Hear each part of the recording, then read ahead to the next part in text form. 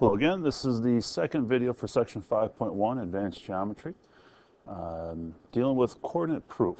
So as it says, a coordinate proof involves placing geometric figures in a coordinate plane and using variables to represent the coordinates. Okay, the idea of using the variables is that it'll work for no matter what point you have or what the actual coordinates are. So if you can prove it with generic values of coordinates, then it'll work for all of them.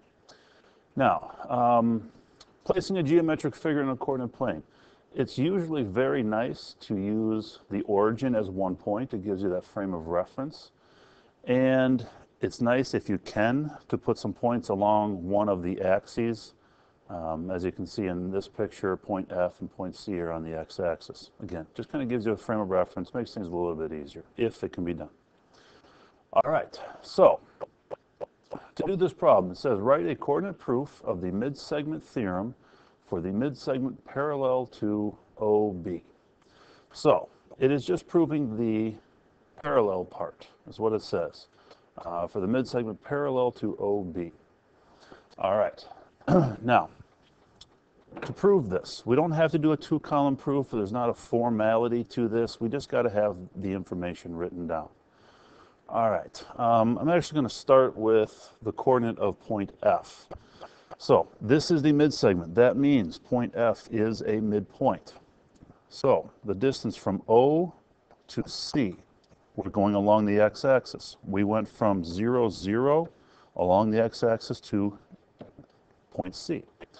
So because it's along the x-axis, the distance of OC is just the length, or is the x-coordinate here, which is 2p. So that means F is the midpoint, so point F, or actually if we go from point O to F, that's half the distance. So half of 2p is 1p.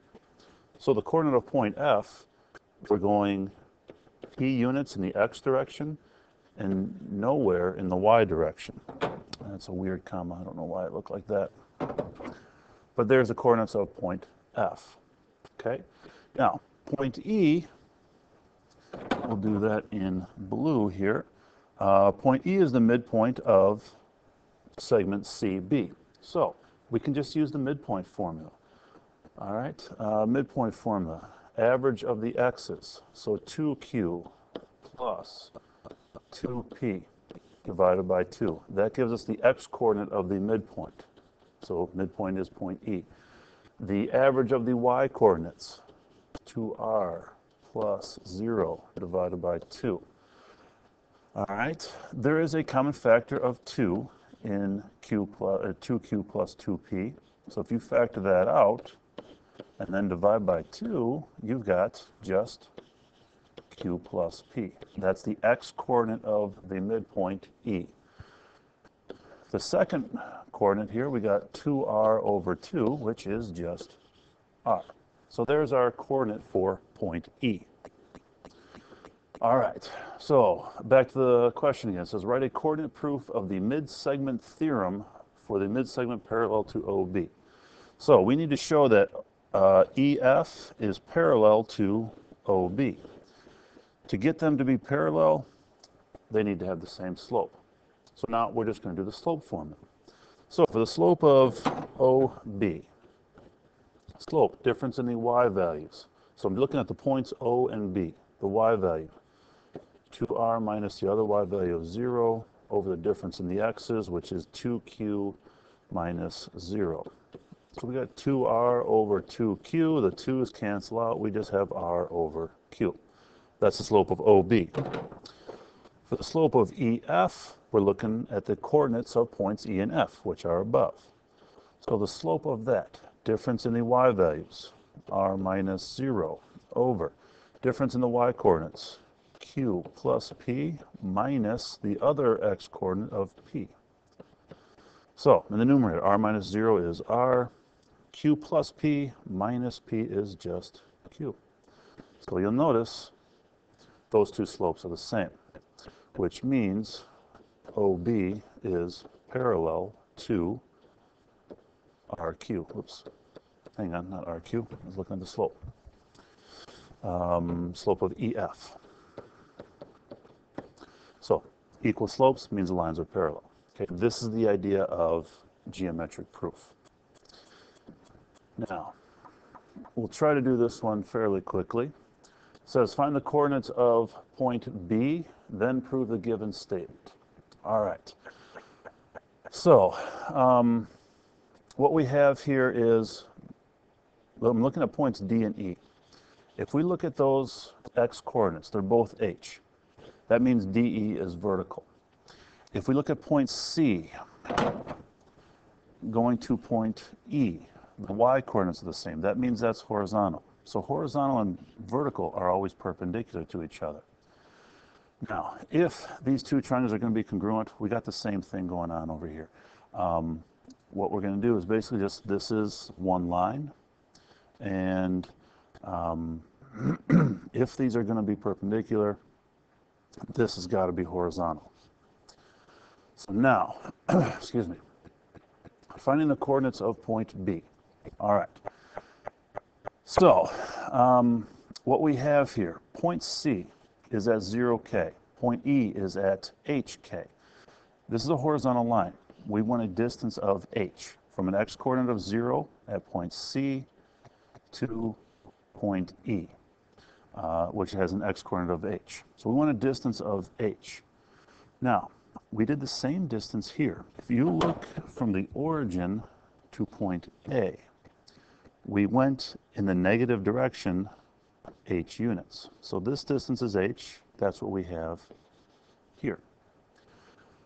Okay, that's this distance. So from point C, you go horizontal to point B, you're going a distance of h units in the negative x direction. So that makes the x-coordinate of point B negative h. Now, point C, change colors here.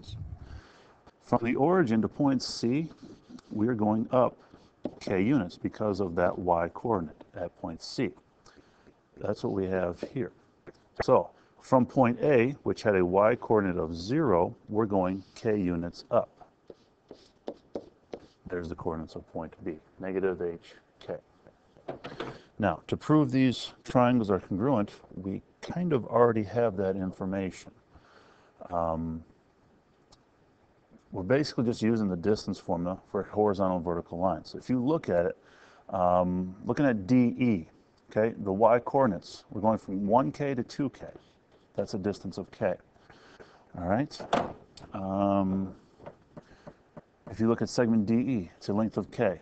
You look at segment AB, it's a length of k. So those segments are congruent.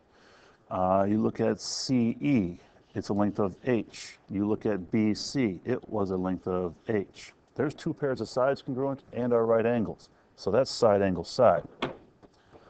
Okay, so that's basically our proof. We're trying to prove these two triangles are congruent. So, with distance formula, again, there's no formality to this, but distance formula, the measure of segment DE is really just k. We can just say it. I mean, we have the coordinates. It's the difference in the y values. So we could do this, minus 2k. Remember, the distance formula between 2 points, horizontal or vertical, is just a difference in those coordinates. So absolute value of negative k is just k. And we do the measurement of AB. We got the same thing, sort of. Different coordinates, obviously, but difference in the coordinates for AB. It's a vertical line, so we're looking at the difference in the y values. K minus 0 is just k.